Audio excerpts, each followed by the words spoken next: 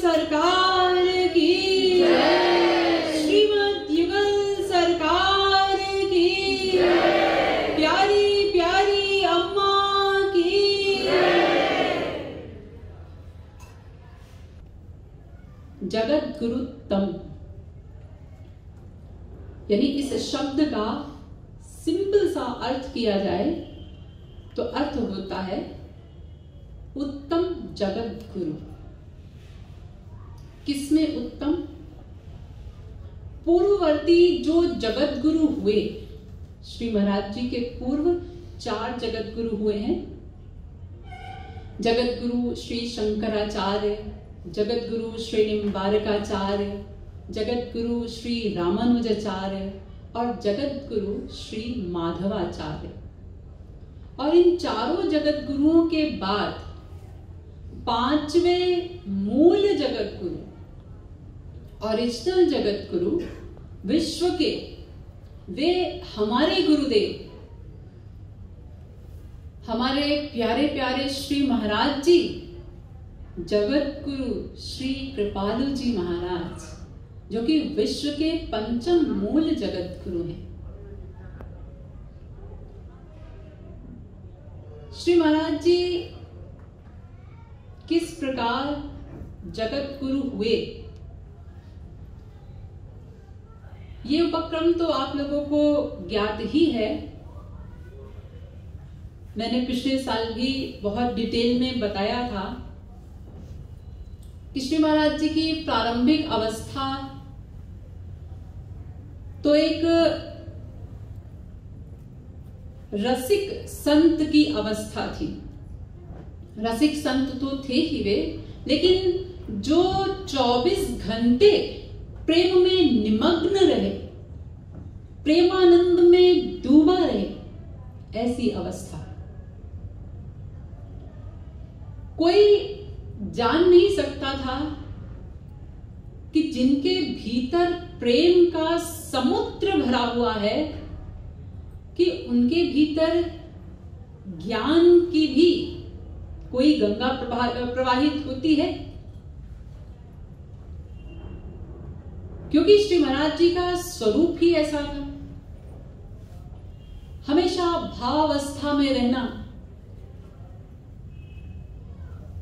ये तो चित्रकूट में जो श्री महाराज जी की प्रारंभिक लीला स्थली भी रही, क्योंकि चित्रकूट के शरभंग आश्रम में श्री महाराज जी बहुत दिनों तक रहे। कुछ लोग ऐसा कहते हैं कि श्री महाराज जी वहां साधना करने के लिए, तप करने के लिए रहे, लेकिन हम नहीं मानते ऐसा। क्योंकि सिद्ध को साधना की क्या आवश्यकता है? वे साधना के लिए नहीं रहे, वहां भी बहुत जीवों के कल्याण के लिए श्री महाराज जी उस शरभंग आश्रम में रहे। आप लोगों के पास जगत गुरुत्तम पुस्तक होगी, उसमें पढ़कर देखिए कि उस दौरान भी श्री महाराज जी ने कितने लोगों का उद्धार किया, कितने लोगों का कल्याण किया। उसी समय की एक घटना है, जब श्री महाराज जी शरभंग आश्रम के उन सघन वनों में थे, तो श्री महाराज जी की आयु बहुत ही छोटी थी उस समय। क्योंकि श्री महाराज जी जिस दौरान अध्ययन कर रहे थे, पढ़ाई चल रही थी, उसके बाद ही श्री महाराज जी शरभंग आश्रम में चले गए। बहुत ही छोटी आयु, 16 वर्ष के करीब। तो जब महाराज जी वहां वन में थे, तो एक योगी था वहां, जिसने बहुत तप करके सिद्धियां प्राप्त की।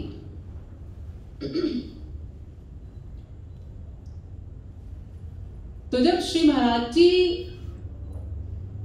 उसके यहां गए, उसकी कुटिया के पास, छोटी सी कुटिया बना करके वो वन में रहता था, तो श्री महाराज जी उस कुटिया के बाहर ही बैठ गए। तो जब वो बाहर आया, उसने देखा श्री महाराज जी को, तो अपने सिद्धि के करतब दिखाने लगा। सिद्धियां 8 प्रकार की होती है, अणिमा, लघिमा, गरिमा इत्यादि। यानी सिद्धि से कोई बहुत बड़े से बड़ा हो जाए, कोई बहुत छोटे से छोटा हो जाए, कोई बहुत हल्का हो जाए, फूंक मारो तो उड़ जाए, इतना हल्का।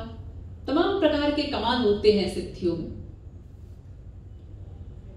तो उसने अपने कमाल दिखाने शुरू किए तो श्री महाराज जी ने कहा, अरे अरे बैठ जा बैठ जा। तो उसे गुस्सा आया कि हमारी सिद्धि को देखकर इनके ऊपर कोई प्रभाव नहीं पड़ा। वो असल में श्री महाराज जी को भयभीत करना चाहता था, डराना चाहता था अपनी सिद्धियां दिखाकर, लेकिन श्री महाराज जी पर कोई प्रभाव ही नहीं। फिर उसने अपना स्वरूप बड़ा किया, विराट रूप में चला गया गरिमा सिद्धि के द्वारा। तो भी श्री महाराज जी ने फटकार दिया, अरे क्या ये नाटक दिखा रहा है। तो जैसे ही श्री महाराज ने फटकारा, वो तुरंत अपने असल रूप में आ गया। तो बहुत क्रोधित हो गया वो और अपनी कुटिया के भीतर गया और समाधि लगा करके अपने गुरु जी से संपर्क किया उसने और कहा कि गुरु जी, यहाँ हमारी कुटिया के बाहर एक बहुत ही कम उम्र का एक लड़का बैठा हुआ है और हम अपनी सिद्धि का प्रभाव दिखाते हैं, लेकिन उसके ऊपर कोई प्रभाव ही नहीं पड़ता। तो उसके गुरुजी ने समझ लिया श्री महाराज जी के विषय में और उसको कहा, अरे उनके ऊपर तुम्हारी सिद्धियों का प्रभाव नहीं पड़ेगा, ये तो तुमने बहुत ही गलत किया जो उनको प्रभाव दिखाने चले हो। जाओ जाकर के क्षमा मांगो और उनकी शरण ग्रहण करो। तो आकर के उसने आंसू बहा करके श्री महाराज जी को प्रणाम किया और उनकी शरण ग्रहण की। तो अंतःकरण तो उसका शुद्ध ही था। श्री महाराज जी ने उसे क्षमा किया और अपनी शरणागति प्रदान की और उपदेश दिया भक्ति का, और जाकर उसे वो आदेश दिया कि जाओ वृंदावन में जाकर के श्री राधा कृष्ण की निष्काम भक्ति करो, आंसू बहा करके साधना करो, तो तुम्हें तुम्हारे लक्ष्य की प्राप्ति होगी। ये क्या तुम भटक गए हो सिद्धियों के चक्कर में? क्योंकि ये सिद्धि आदि तो बहुत निम्न क्लास की चीजें हैं। तो उस योगी पर श्री महाराज जी ने कृपा की। ऐसे ही अपने जीवन के प्रारंभ से हर क्षण उन्होंने कृपा ही कृपा लुटाई जीवों पर, हर क्षण कल्याण का ही कार्य किया। तो श्री महाराज जी की वो अवस्था जो हर समय प्रेम में डूबे रहते थे, लेकिन कुछ समय के पश्चात उसी चित्रकूट में ही जब श्री महाराज जी ने सम्मेलन कराया, वो सम्मेलन भी इसीलिए हुआ कि श्री महाराज जी ने जब देखा, अपने प्रेम की अवस्था पर कंट्रोल किया और हम जीवों की दयनीय दशा को देखा, तो उनका सरल हृदय, उनका करुण हृदय पिघल गया कि यदि हम अपनी इसी प्रेम की अवस्था में ही रहेंगे तो इन जीवों का क्या होगा, इनका कल्याण कैसे होगा। इसलिए अब अपने ज्ञान के स्वरूप को भी प्रकट करना होगा और इन जीवों को उपदेश देकर, इन्हें मार्ग दिखा करके भक्ति का, इन्हें भक्ति मार्ग पर अग्रसर करना होगा। तो उसी उपक्रम में श्री महाराज जी ने चित्रकूट में सम्मेलन रखा 1955 में, और फिर उसके बाद दूसरा सम्मेलन कानपुर में हुआ 1956 में। और इन दोनों सम्मेलनों में एक बात कॉमन थी कि चित्रकूट में जब सम्मेलन हुआ तब भी काशी के एक विद्वान, काशी विद्वत परिषद, वहां के एक विद्वान श्री महाराज जी का प्रवचन उन्होंने सुना और जाकर के अपने परिषद में श्री महाराज जी की खूब प्रशंसा की।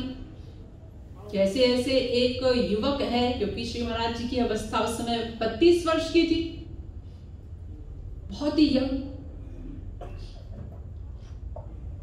और वो समस्त शास्त्रों वेदों का ज्ञान है उसे, और इस प्रकार का अद्भुत प्रवचन है, समस्त शास्त्र वेद सम्मत।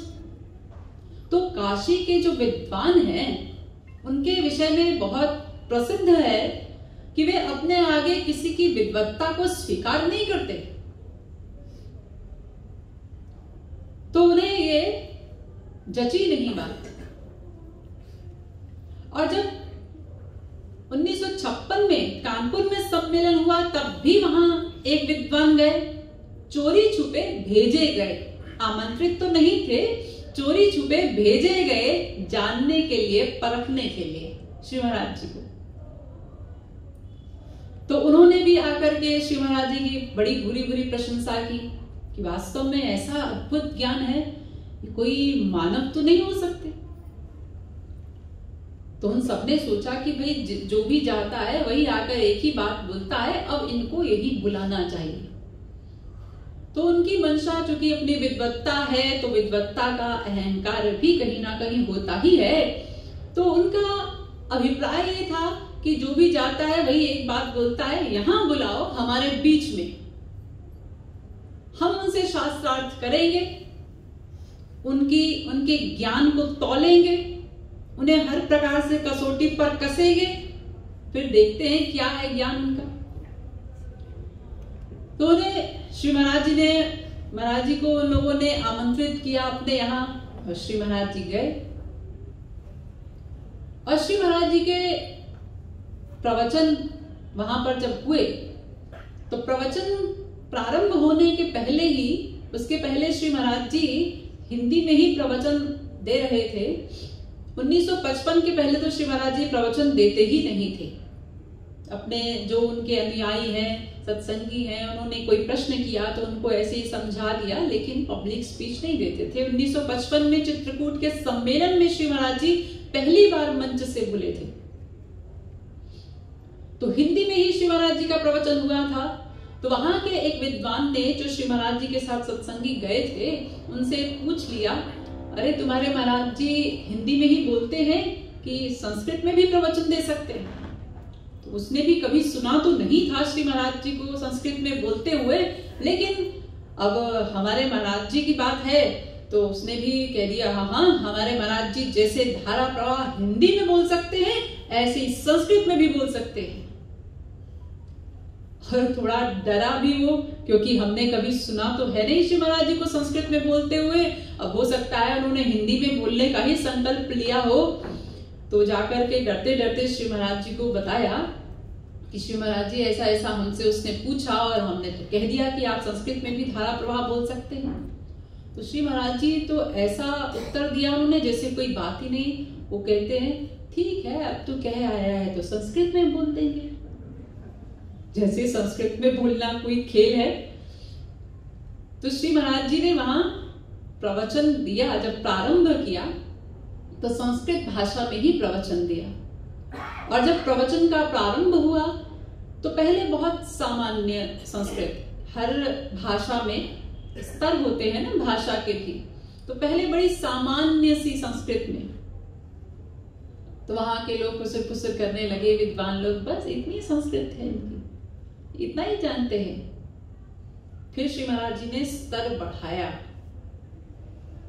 फिर उसके बाद थोड़ा उन लोगों को लगने लगा कि हाँ कोई बात है। फिर महाराज जी ने और स्तर बढ़ाया कि ऐसी अपनी संस्कृत का इतना स्तर ऊपर ले गए कि वहां पर बैठे हुए विद्वान भी कुछ ऐसे थे जो समझ नहीं पा रहे थे। अब उनकी बुद्धि थोड़ी चकराने लगी, और विषय, पहले ही दिन विषय क्या रखा? विषय रखा कि हम आज ये सिद्ध करेंगे कि वेद और गीता के समान कोई खराब पुस्तक न थी, न है, न होगी। ये वाक्य कहां बोल रहे हैं श्री महाराज जी? काशी विद्वत परिषद में बैठकर, जो कि 500 मूर्धन्य शीर्षस्थ विद्वानों की सभा है, जिनमें एक एक विद्वान ने अपने पूरे जीवन को लगा दिया एक एक ग्रंथ के अध्ययन में। ऐसे विद्वानों के बीच में और उसे श्री महाराज जी ने सिद्ध किया। गीता को गीता से सिद्ध किया, वेद को वेद से सिद्ध किया, फिर वेद को गीता से सिद्ध किया, गीता को वेद से सिद्ध किया, 4 प्रकार से अपनी बात को सिद्ध किया श्री महाराज जी। और अंत में कहा अब हम कल ये बताएंगे कि वेद और गीता के समान कोई पुस्तक न थी, न है, न होगी, और उसे भी सिद्ध कर दिया।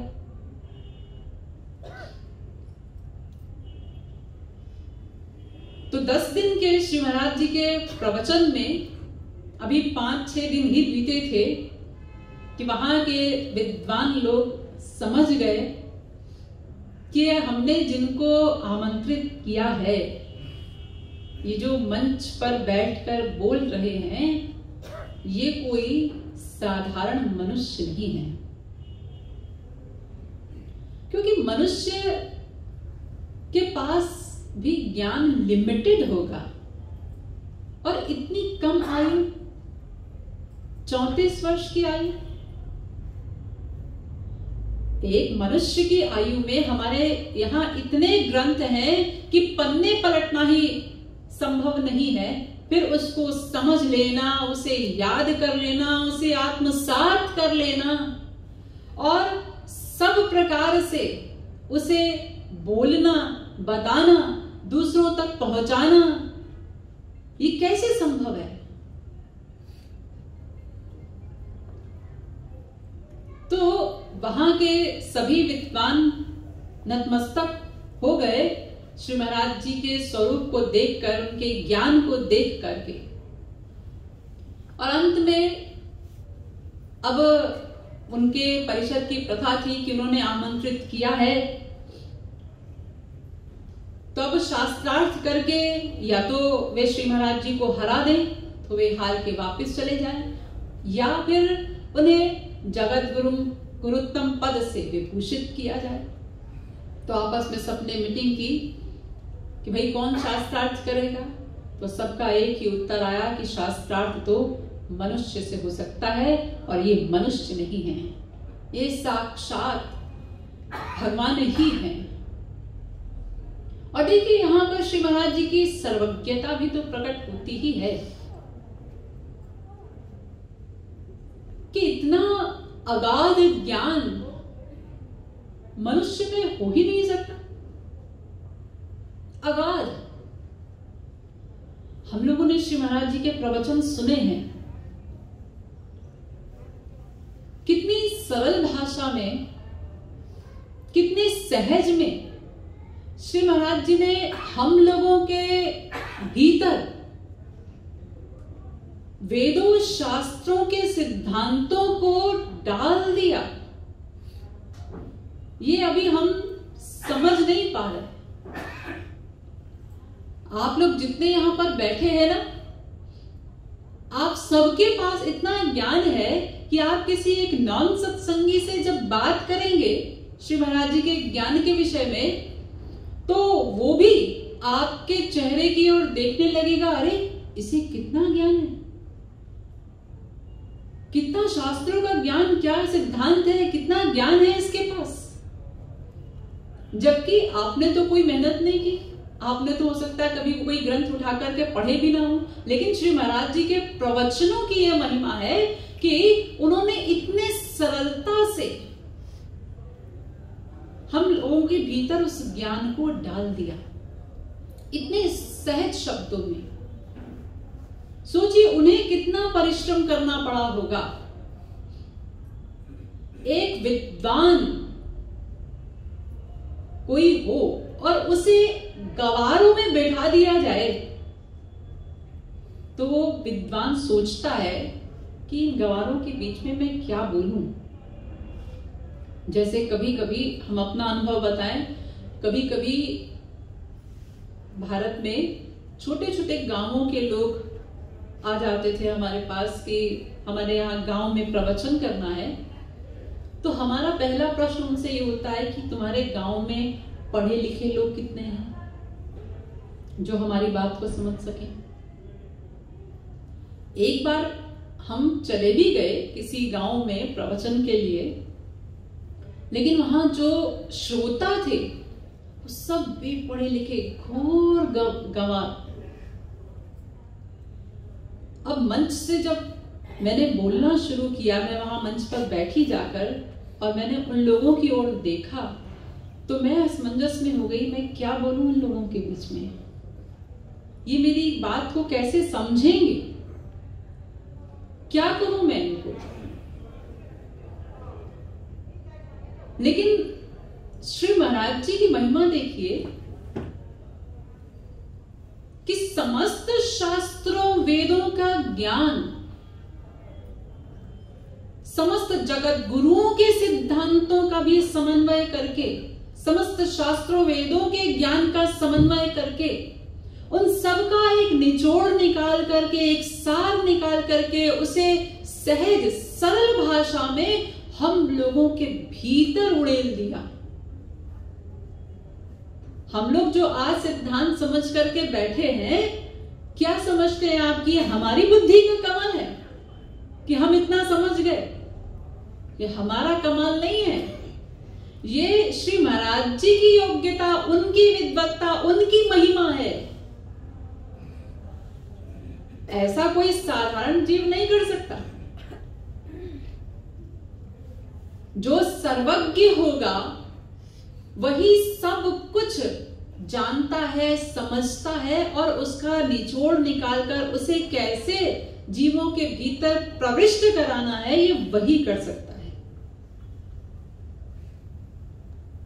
तो श्री महाराज जी हमारे सर्वज्ञ, जो समस्त शास्त्रों वेदों का ज्ञान रखते हैं, समस्त शास्त्रों वेदों का। और सर्वज्ञ ये परिभाषा वेद में किसके लिए कही गई? यह सर्वज्ञ सर्वविद्यस्य ज्ञानमयम तपः। सर्वज्ञ केवल भगवान होते हैं। महापुरुष वे ज्ञ होते हैं, सर्वज्ञ नहीं होते। यानी ज्ञ माने जो जब जितना जानना चाहे जान ले, उसे ज्ञ कहते हैं। लेकिन सर्वज्ञ जो हर क्षण सब कुछ जानता हो, हर क्षण उसे जानना नहीं पड़ता। जैसे हम उनके पास गए तो उनको हमारी ओर देखकर उन्हें सोचना नहीं पड़ेगा कि जरा देखे कि इसने पिछले इतने जन्मों में क्या किया है, ये भी नहीं, ये महापुरुष करते हैं। लेकिन सर्वज्ञ जो हर क्षण सब कुछ जानता रहता है, उसे सर्वज्ञ कहते हैं। और श्री महाराज जी की सर्वज्ञता तो अनेक प्रकार से सिद्ध होती है, आप सबको भी अनुभव है ही। इतने विद्वानों के बीच श्री महाराज जी जगत गुरु उत्तम का पद ले आए बिना शास्त्रार्थ किए। श्री महाराज जी जो है वो ऐसे पहले जगत गुरु हैं कि जिनका कोई अपना गुरु नहीं और वे स्वयं जगत गुरु हैं, और बिना शास्त्रार्थ के उन्होंने इस पद को प्राप्त किया। पहले जो 4 जगत गुरु हुए, उन्होंने पूरे भारत में घूम घूम करके अपनी विद्वत्ता को सिद्ध किया, शास्त्रार्थ कर करके लोगों को हराया, तब वो जगत गुरु हुए। लेकिन श्री महाराज जी, उनसे किसी ने शास्त्रार्थ करने की हिम्मत नहीं रखी। उन्होंने शास्त्रार्थ नहीं किया किसी से, ना ही वो कहीं घूम घूम करके कहीं अपनी विद्वत्ता सिद्ध करने के लिए गए। बिना शास्त्रार्थ किए और बिना गुरु के जगत गुरु, तो ऐसा कौन हो सकता है? ये कोई साधारण मानव है हमारे श्री महाराज जी? साधारण मानव नहीं है, महापुरुष है ऐसा भी नहीं कह सकते, वो स्वयं भगवान ही है। क्योंकि श्री महाराज जी के जीवन में जितनी घटनाएं आप सुनते हैं, पढ़ते हैं, वो समस्त घटनाएं ये सिद्ध करती हैं कि श्री महाराज जी को हम ये भी नहीं कह सकते कि वो श्रोत्रिय ब्रह्मनिष्ठ महापुरुष हैं या नित्य सिद्ध महापुरुष ही हैं। नित्य सिद्ध महापुरुष भी जो होते हैं, दो प्रकार के महापुरुष होते हैं, एक साधन सिद्ध महापुरुष और एक नित्य सिद्ध महापुरुष। साधन सिद्ध महापुरुष यानी जिसने साधना करके अपने लक्ष्य को प्राप्त किया, भगवत प्राप्ति करके वो महापुरुष हो गया, उसे कहते हैं साधन सिद्ध महापुरुष। लेकिन नित्य सिद्ध महापुरुष कौन होते हैं? ये नित्य सिद्ध महापुरुष जीव क्लास के नहीं होते, ये भगवान के परिकर होते हैं, भगवान के पार्षद होते हैं, या भगवान के स्वांश ही आते हैं महापुरुष के रूप में, या स्वयं कभी कभी विशेष उद्देश्य को लेकर स्वयं भगवान ही आते हैं, स्वयं भगवान। तो हमारे श्री महाराज जी ये वही हैं, ये नित्य सिद्ध महापुरुषों में भी जो है वो स्वयं भगवान महापुरुष का रूप लेकर के आए। श्री महाराज जी के इतने अलौकिक गुण, उनकी दिव्यता, उनका आचरण सब देखकर सिद्ध होता है कि वे कोई ना तो मनुष्य है और ना ही कोई साधन सिद्ध महापुरुष और नित्य सिद्ध महापुरुष भी नहीं, वे स्वयं श्री कृष्ण ही आए हमारे गुरुदेव का रूप धारण करके, स्वयं श्री कृष्ण। और विद्वत्ता तो उनकी हमने देखी ही, आज भी हम लोग देख रहे हैं, श्री महाराज जी के प्रवचनों को सुन रहे हैं। इसी में एक रस की बात, श्री महाराज जी जिस समय मैं कौन मेरा कौन इस प्रवचन श्रृंखला पर बोल रहे थे, तो एक दिन हॉल में प्रवचन देकर के आकर के बैठे आंगन में सब साधकों के बीच में, तो किसी साधक ने कहा, श्री महाराज जी सब लोग बोल रहे हैं महाराज जी ने आज ऐसा प्रवचन दिया, ऐसा प्रवचन दिया, तो आप भी कुछ बोलिए ना। तो श्री महाराज जी ने कहा, आप लोगों ने आम खाया होगा, रसगुल्ला खाया होगा, संतरा भी खाया होगा, इस सब में रस होता है, लेकिन गुठली भी होती है, आम में गुठली होती है, संतरे में बीज होता है, और रसगुल्ला में भी एक गुल्ला होता है, रस अलग होता है।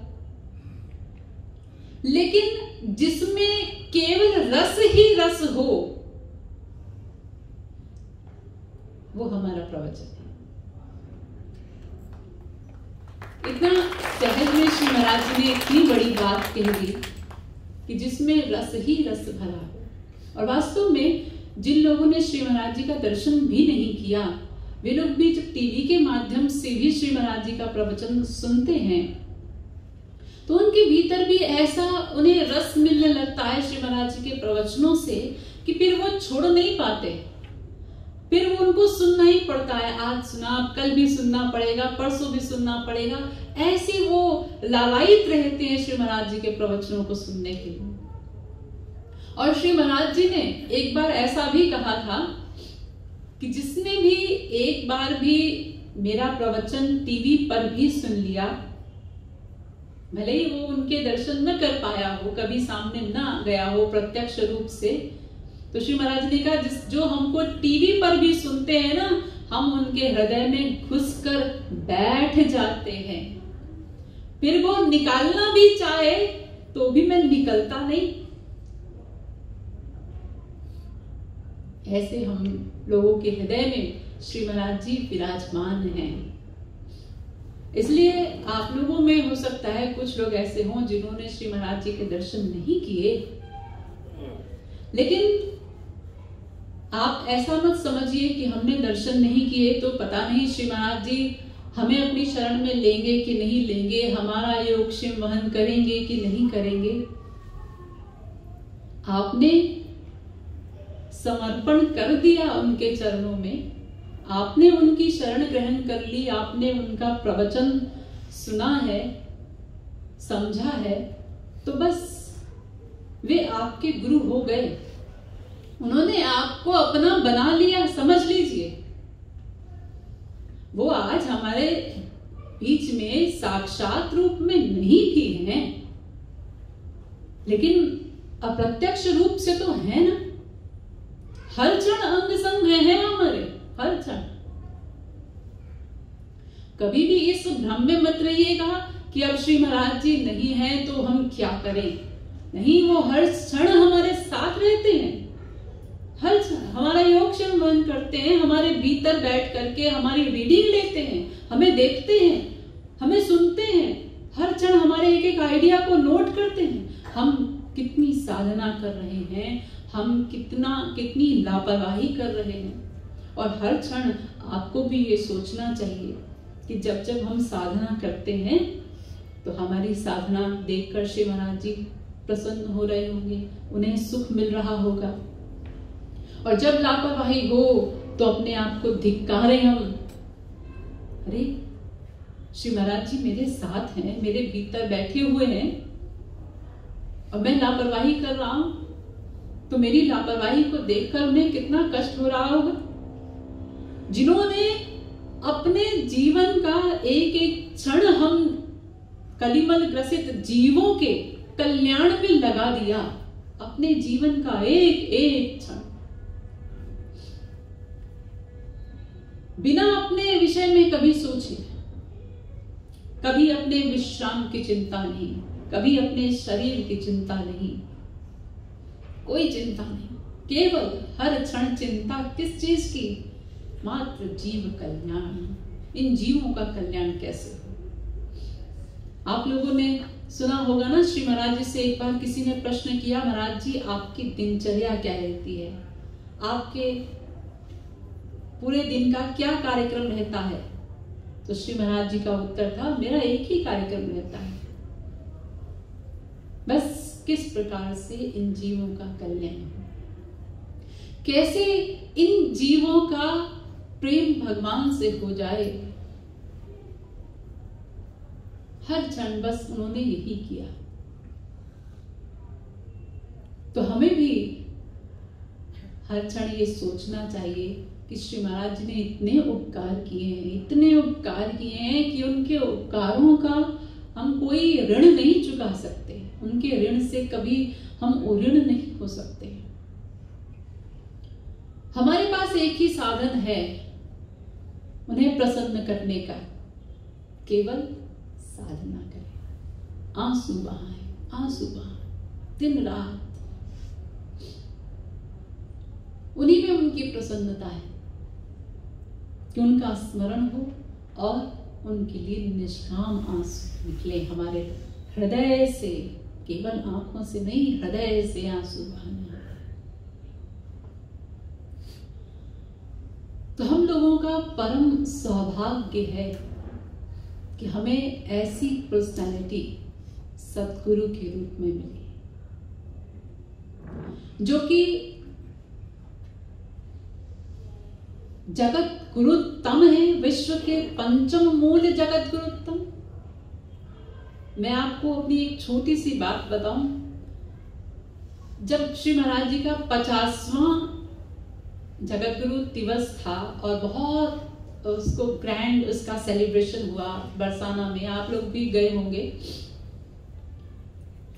मुझे उस समय प्रचारक बने ज्यादा समय नहीं हुआ था, 2 ही 3 साल हुए थे। श्री महाराज जी मंच पर थे और आरती करने का सौभाग्य प्राप्त हुआ और हम लोग आरती जब कर रहे थे तो मेरे भीतर ऐसी फीलिंग थी कि श्री महाराज जी सामने बैठे हुए हैं, जिनका आज 50वां जगत गुरुत्तम दिवस हम मना रहे हैं, और उन्होंने हमको अपनी सेवा के लिए चुना।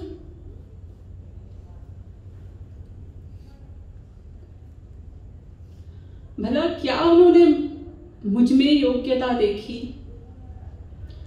कौन सी मेरी साधना थी? क्या देखा जो इतना बड़ा सौभाग्य मिला? यानी हम वहां खड़े खड़े एक तरफ ऐसी भावना हृदय में आ रही थी और दूसरी तरफ गर्व भी अनुभव हो रहा था कि मैं इतने बड़े जगत गुरुत्तम की प्रचारिका हूं।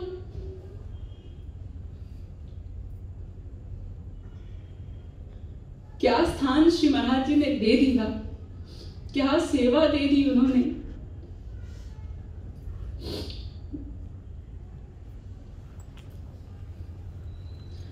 वो श्री महाराज जी जो कि कृपा के मूर्तिमान स्वरूप, मूर्तिमान, जिनका शरीर भी कृपा से बना है, जिनका तन भी कृपा का, मन भी कृपा का, जो देखते हैं तो कृपा करते हैं, सुनते हैं तो कृपा करते हैं, बोलते हैं तो कृपा करते हैं, चलते हैं तो कृपा करते हैं, बैठते हैं तो कृपा करते हैं। हर क्रिया में, हर व्यवहार में, हर चेष्टा में केवल एक ही कार्य, बस कृपा, केवल कृपा, और कुछ नहीं किया उन्होंने। केवल हम अयोग्य जीवों पर भी अपनी कृपा लुटाई, कृपा लुटाई। पात्र नहीं देखा, शायद पात्र देखते तो हम एक भी जीव ऐसे नहीं है जो अपना चेहरा भी उनके समक्ष ले जा सके। अपने अपने हृदय की हालत तो हम सब जानते हैं, लेकिन फिर भी हम जैसे पापी जीवों को, गंदा अंतःकरण है जिनका, इतना गंदा अंतःकरण कि ऐसे सद्गुरु पाकर के उनके समक्ष साक्षात दर्शन करते हुए बैठ करके भी भीतर पाप आ जाता है। इतना गंदा अंतःकरण, क्या क्या सोच डालते थे उस समय पर भी। लेकिन फिर भी सब कुछ जानते हुए, समझते हुए, हमारे हृदय की भावनाओं को नोट भी कर रहे हैं, जान रहे हैं कि भीतर अभी भी मेरे समक्ष बैठ करके भी पाप कर रहा है जीव, लेकिन फिर भी भुजाएं फैला करके सदा उन्होंने हमारा आलिंगन किया, ठुकराया नहीं, हमें सदा अपनाया। तो ये उनकी कृपा का ही तो परिणाम है कि आज भी हम कहते हैं हम श्री महाराज जी के अनुयायी हैं। ये उनकी कृपा का परिणाम है। यहां तक हम हमारी साधना के बल से नहीं पहुंचे, केवल उनकी कृपा के बल से पहुंचे। इसलिए हर क्षण उनकी कृपा को रियलाइज कीजिए कि कितनी कृपा लुटा रहे हैं। आज भी वो क्रम टूटा नहीं है, अभी भी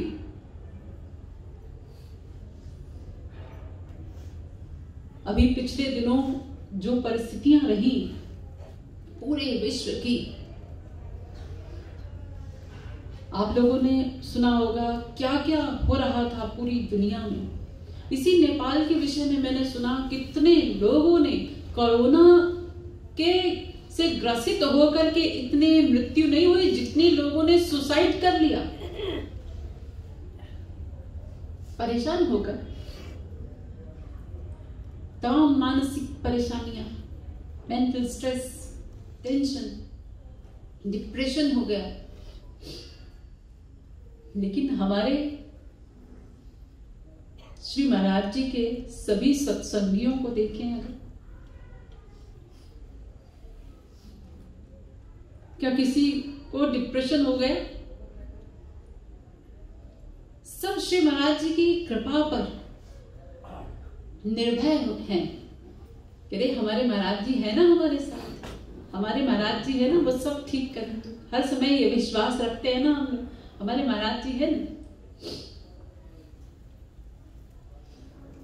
तो वो कृपा तो हर क्षण कर रहे हैं, हर क्षण हमारी रक्षा कर रहे हैं, हमारा योग से वहन कर रहे हैं। बस उस कृपा को हम रियलाइज करें, बार बार उन्हें अपने अंग संग माने। एक क्षण को भी उनको अपने से अलग मत मानिए, वो हर समय हमारे साथ रहते हैं। अभी भी इस भवन में भी हमारे साथ है, बस देखने की आंखें चाहिए। अपने भीतर उस भाव को लेकर के आइए, तो इसी आसन पर आपको साक्षात रूप में दिखाई पड़ेंगे, साक्षात रूप में। तो वे हमारे श्री महाराज जी, जो कि कृपा की मूर्ति हैं, स्वयं साक्षात भगवान ही है, स्वयं श्री कृष्ण ही है। उनकी विद्वत्ता को तो विश्व मान ही रहा है। जिन्होंने नहीं भी देखा उन्हें वे भी मान रहे हैं, और जिन्होंने उनका संपर्क किया, उनका सानिध्य प्राप्त किया, वे तो श्री महाराज जी की विद्वत्ता के अतिरिक्त भी उनकी दिव्यता, उनकी अलौकिकता को अनुभव कर सकते हैं। बड़े बड़े नास्तिक श्री महाराज जी के संपर्क में आकर आस्तिक हो गए, जो भगवान का नाम भी नहीं सुनना चाहते, किसी साधु महात्मा आदि को भी सुनना नहीं चाहते, देखना पसंद नहीं करते थे, ऐसे ऐसे मनुष्य भी श्री महाराज जी के संपर्क में आकर के उनके सत्संगी हो गए। ऐसे पत्थर हृदय को भी श्री महाराज ने पिघला दिया, उन्हें भी अपना बना लिया। बहुत से लोग, खासतौर से स्त्रियां तो कोमल हृदय होती ही है, पुरुष थोड़ा कठोर हृदय कहलाता है ना पुरुषों का। लेकिन आपने देखा होगा, या आप स्वयं बैठे हैं यहाँ पर, बहुत लोगों ने अनुभव किया होगा, अपनी स्वयं की स्थिति देखी होगी कि जब श्री महाराज जी के समक्ष हम गए, उन्होंने कुछ कहा नहीं हमसे, लेकिन उनका दर्शन करते ही सहज ही आंखों से अश्रु प्रवाहित होने लगते हैं, सहज ही। क्यों? क्योंकि वो जो दिव्य पर्सनालिटी हमारे सामने बैठे हैं, उनकी जो वाइब्रेशंस हम तक पहुंची, वो दिव्यता हम तक पहुंची, उसने हृदय को पिघला दिया। श्री महाराज जी का स्पर्श जब प्राप्त हुआ हमें, तो वो स्पर्श में कैसी दिव्यता थी। हालांकि अपनी उस दिव्यता को श्री महाराज जी ने बहुत समेट कर रखते थे, क्योंकि अगर वास्तविक स्पर्श उनका मिल जाए तो हम सहन ही नहीं कर पाएंगे। लेकिन फिर भी जो थोड़ा भी स्पर्श हमको प्राप्त होता था, वो स्पर्श भी उनका कितना आनंद देने वाला होता था। चरण स्पर्श किया तो ऐसी शीतलता हृदय में आ गई कि उस आनंद का कोई, उसे बताने के लिए कोई शब्द ही नहीं होते किसी के पास। कभी कभी ऐसा होता है ना, दो सत्संगी गए और एक के अश्रु प्रवाहित होने लगे, अब वो दूसरे से पूछे तुझे क्या हुआ था, तू क्यों रोने लगा? वो बता नहीं सकता कि मुझे क्या हुआ, पता नहीं क्या हुआ, मुझे नहीं पता, बस मेरा हृदय ऐसा पिघल गया उन्हें देखते ही, उनका दर्शन करते ही, उनका स्पर्श पाते ही। वो अनुभव आनंद का वो ऐसा हुआ कि उसके लिए शब्द नहीं है वर्णन करने के लिए, कि मैं बता सकूं तुम्हें कि मुझे क्या मिला या मुझे क्या हुआ। तो ऐसा उनका दिव्य शरीर, और उनके जब चरण कभी प्रक्षालन करने का, उनका अभिषेक करने का अवसर हम लोगों को प्राप्त हुआ और चरणामृत लेकर के हम घर पर आए, तो आज भी बहुत से सत्संगियों ने हो सकता है चरणामृत रखा हो, तो वो जल भी आज भी वैसे ही शुद्ध रहता है। वरना आप कुछ समय के लिए एक बोतल में पानी भर के रख दीजिए, अगर वो सालों पड़ा रहेगा तो उसमें कीड़ा पड़ जाएगा, वो पानी का स्वरूप भी बदल जाएगा। लेकिन श्री महाराज जी के स्पर्श से वो जल, वो भी दिव्य हो गया। वो भी जैसे गंगा जी है ना, गंगा जी में जो भी चीज डाल दो वही गंगा जी बन जाती है। गंगा जल आप कभी रखिए कहीं पर, सालों साल रखिए, वो पानी खराब नहीं होता, वो जल खराब नहीं होता। ऐसे श्री महाराज जी का वो चरणामृत वो कभी खराब नहीं होता, उसमें कभी कीड़ा नहीं लगता। जब भी आप उसका आचमन करेंगे वो हमेशा आपको शुद्ध जल के समान लगेगा। तो ये कैसे संभव है? क्योंकि वो जल उनके दिव्य चरण से स्पर्श होकर आया है। ये तो श्री महाराज जी के दिव्य वपू की बात है। आज अगर हम लोग श्री महाराज जी के जो चरण चिन्ह आदि का, जो कि पत्थर से बनते हैं या लकड़ी से बनते हैं, उन्हें भावपूर्ण जब हम अभिषेक करते हैं, उनका स्पर्श करते हैं, तो वो अभिषेक का जल भी खराब नहीं होता। आश्चर्य देखिए, वो भी खराब नहीं होता। आप सालों तक रख कर देख लीजिए। तो आप जब अभिषेक करते हैं ना, तो कभी भी ऐसा मत समझिएगा कि ये तो पत्थर के चरण हैं। नहीं, उसी भाव से जल डालिए कि श्री महाराज जी के कोमल चरण हैं। बहुत प्रेम से इनका प्रक्षालन करना है हमें। तो ऐसी दिव्यता श्री महाराज जी के तन में भी, मन में भी, कैसी पर्सनालिटी है ना हमारे श्री महाराज। प्रेम ही प्रेम लुटाया उन्होंने हर प्रकार से। हम लोगों के स्तर पर आकर अगर वे हमें उनके स्तर तक ले जाते तो शायद हम लोग तितर बितर हो जाते। पहले आप लोगों ने सुना होगा, जब मनगढ़ धाम में साधना हुआ करती थी तो उस समय वहां कोई सुविधा नहीं थी।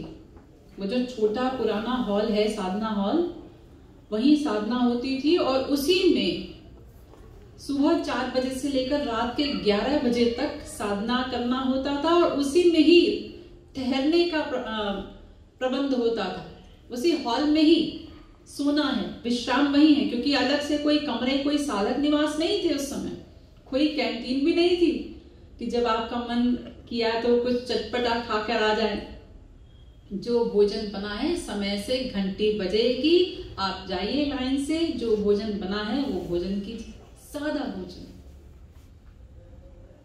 बिना कोई सुविधा के उसी हॉल में एक दरी मात्र बिछती थी। वहीं पर सुबह से लेकर शाम तक, रात तक साधना होती थी। श्री महाराज जी स्वयं इतना समय देते थे साधना हॉल में, स्वयं साधना करवाते थे, प्रवचन देते थे रोज। और उस समय साधकों की स्थिति देखिए, तब वो कैसे अधिकारी जीव थे कि वे लोग इतने त्याग से रह लेते थे बिना किसी सुविधा के।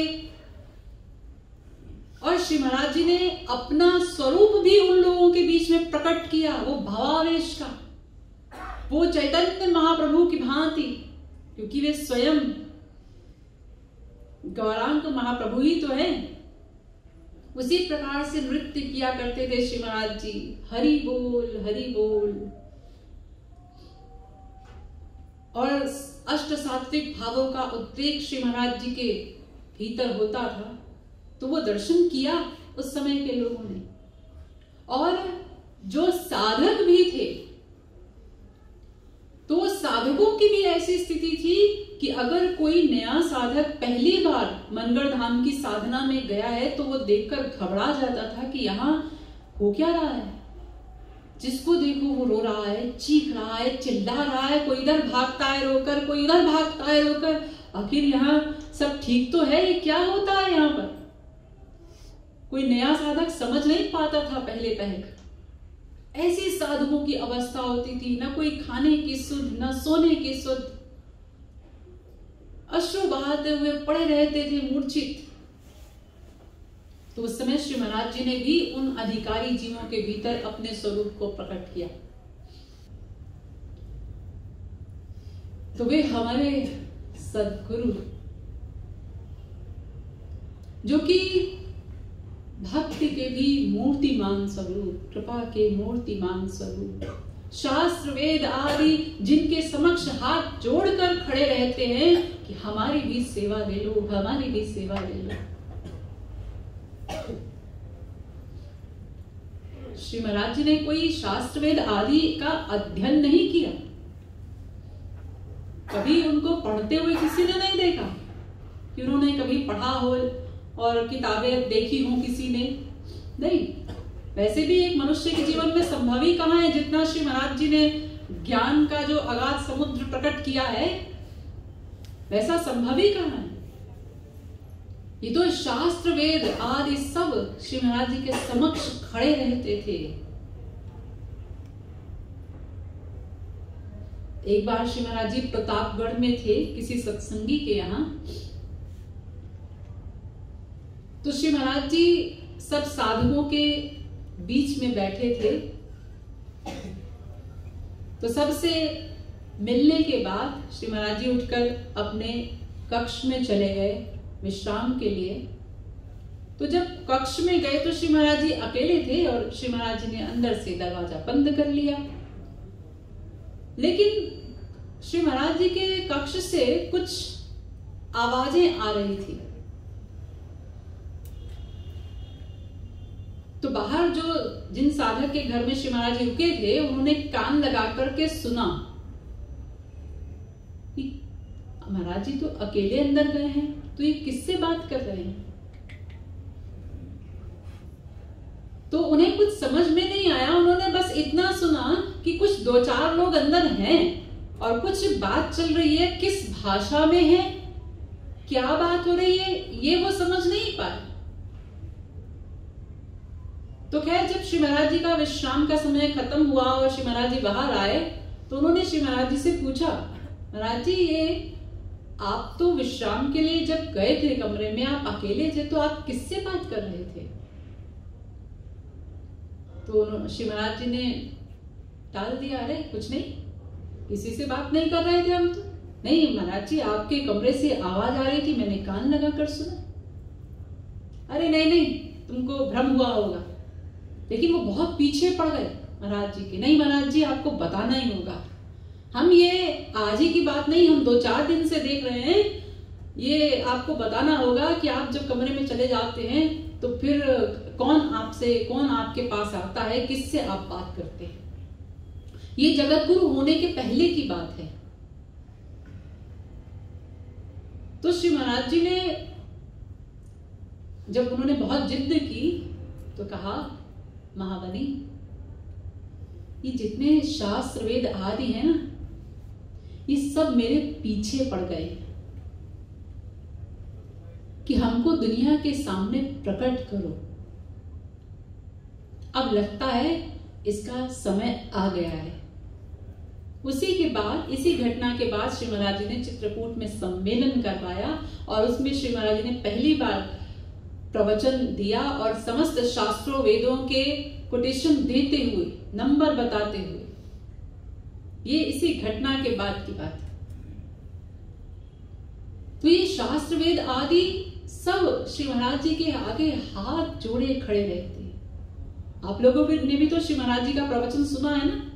एक पत्रकार हुए हैं, उन्होंने तो श्री महाराज जी को कंप्यूटर जगत गुरु की उपाधि दे दी कि ये श्री महाराज जी जो है ये कंप्यूटर की तरह बोलते हैं। तो अगर आप श्री महाराज जी के मैं कौन मेरा कौन आदि, ब्रह्म जीव माया आदि प्रवचन श्रृंखलाएं सुने तो श्री महाराज जी ने इतनी कोटेशंस उसमें दी हैं, इतने श्लोक, इतने मंत्र बोले हैं कि कोई सोचे कि शायद पढ़कर बोल रहे हैं, तो कोई इतनी जल्दी पढ़कर के भी नहीं बोल सकता, क्योंकि पढ़ने में भी समय लगेगा। पढ़ करके एक एक को देख देख कर, लाइन देख कर बोलना पढ़ना पड़ेगा, तो उसमें भी समय लगता है। लेकिन श्री महाराज जी तो धारा प्रवाह बोलते हैं।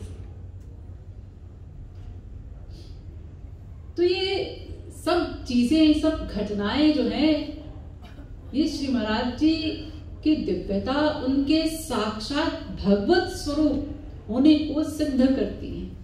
कि वे केवल महापुरुष ही नहीं, वे साक्षात श्री कृष्ण ही हैं। वही श्री कृष्ण ही हमारे सद्गुरु के रूप में हमारे पास आए, हमें प्राप्त हुए। उन्होंने हमको इतना प्रेम दिया, इतना ज्ञान दिया। जो कार्य उन्होंने श्री कृष्ण अवतार में भी नहीं किया, वो कार्य इस कलयुग में हम अनादिकाल से हम जीवों के अंतःकरण में कितना अंधकार अज्ञान का भरा हुआ था, उस अज्ञान को निकाल दिया उन्होंने, हमारे सब शंकाओं को निकाल दिया। आप लोग जब श्री महाराज जी का प्रवचन आप लोगों ने सुनना प्रारंभ किया होगा श्री महाराज जी के माध्यम से या उनके किसी प्रचारक के माध्यम से, तो पहली बार ही सुन के आपको लगा होगा क्या प्रवचन है, ऐसा तो हमने कभी सुना ही नहीं। हमारी तो आंखें खुल गई। आज तक तो अभी तक बेहोश थे, अब होश में आए हम। वास्तव में ये ज्ञान है। और श्री महाराज जी के प्रवचनों में एक विशेषता और आप लोगों ने सुनी होगी, जब भी आप टीवी पर सुनिए या आपने साक्षात जब भी सुना होगा श्री महाराज जी को, तो जब जब श्री महाराज जी बोलते थे तो हर किसी को ऐसा लगता है श्री महाराज जी मुझे ही कह रहे हैं। आज ऐसा मेरे ही मन में आ रहा था, मैं ही ऐसा सोच रहा था, उसी का उत्तर श्री महाराज जी ने दिया। ऐसा भी अनुभव होता है। तो ये सब चीजें सिद्ध करती हैं कि हमारे सतगुरु वो कौन है। तो ऐसे सतगुरु जिन्हें जगत गुरुत्तम की उपाधि जब प्रदान की गई, तो वो जगत गुरुत्तम का पद भी शोभा पा गया श्री महाराज जी को पाकर। श्री महाराज जी की शोभा नहीं बढ़ी कि वे जगत गुरुत्तम हो गए, ये जगत गुरुत्तम के पद को शोभा मिली कि उसे श्री महाराज जी ने स्वीकार किया और अपने नाम के साथ उसे जोड़ लिया। वे काशी विद्वत परिषद के वो विद्वान धन्य हो गए जिन्होंने श्री महाराज जी को समझा, और वो उपाधि जब प्रदान की तो उन्होंने भी माना कि हम धन्य हो गए ऐसे अलौकिक व्यक्तित्व को पाकर के। तो वे हमारे जगत गुरुत्तम श्री कृपालु जी महाराज, जिन्हें हम कभी उस दृष्टि से शायद देखते ही नहीं, क्योंकि हमें तो बस ऐसा लगता है ना हमारे महाराज जी हैं। और महाराज जी ने एक बार ऐसे ही हंसी हंसी में एक दोहा भी बनाया था कि महाराज जी प्यारे लगे गोविंद राधे, जगत गुरु रूप सबको डरा दे। तो हम तो अपने भाव में बस यही समझते हैं ना हमारे महाराज जी हैं, वो क्या कर रहे हैं, क्या बोल रहे हैं, हर चीज में हमको आनंद मिलता है। वो जगत गुरु के रूप में तो हम देखते ही नहीं, लेकिन हमें प्रेम के साथ साथ उनकी महिमा को भी जानना चाहिए, समझना चाहिए और हमेशा याद भी रखना चाहिए। क्योंकि जब हम महिमा का ज्ञान नहीं होगा ना हमें श्री महाराज जी की, तो हमारा प्रेम रह जाएगा। महिमा जान करके प्रेम करेंगे तो प्रेम आपका दिनों दिन बढ़ता जाएगा कि हमारे महाराज जी वो क्या हैं, कौन पर्सनालिटी है। वो साक्षात श्री कृष्ण ही हमारे महाराज जी के रूप में हमारे सामने आए हैं। ऐसा सोच करके हमको उनसे प्रेम करना चाहिए, उनकी महिमा का भी ध्यान रखना चाहिए, उनकी महिमा को भी जानना चाहिए, समझना चाहिए। तो श्री महाराज जी जगत गुरुत्तम तो है ही, साथ ही उनकी कुछ आंशिक उपाधियां भी हैं जिन्हें हम आपको बताते हैं और फिर समाप्ति की ओर चलते हैं।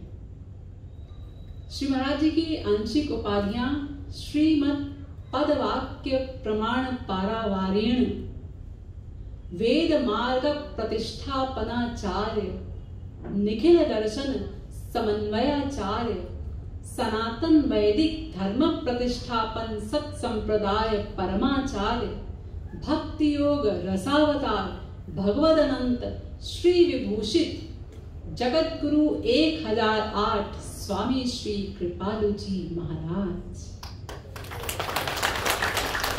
हमारे ऐसे जगत गुरुत्तम श्री कृपालु जी महाराज की जय।